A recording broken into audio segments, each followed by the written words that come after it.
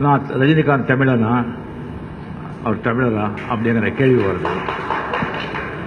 எனக்கு இப்போ 67 வயசு ஆகுது. 23 ஆண்டு தான் நான் கர்நாடகத்தில் இருந்தேன். 44 ஆண்டுகள் தமிழ் மக்கள்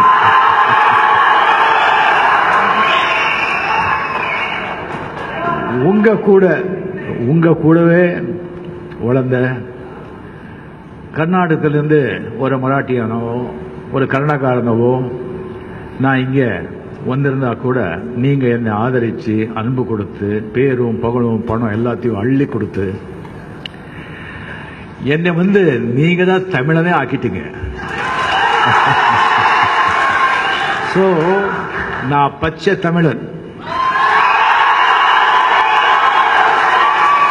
எங்க மூதாரு எங்க அப்பா எல்லாம் நாச்சிக்குப்பம் கிருஷ்ணகிரியில் பிறந்ததை ஆல்ரெடி சொல்லியிருக்கேன் நான்.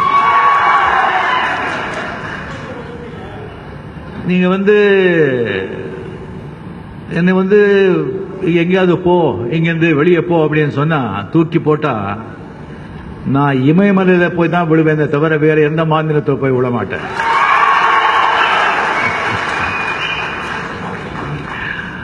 ஏன்னா தமிழ் மக்கள் நல்ல மக்கள், நல்ல உள்ளங்கள் இருக்கிற பூமியில இருந்தா இங்கே இருக்கணும், இல்லைன்னா சித்தர்கள் இருக்கிற இமாலயில அங்கே இருக்கணும்.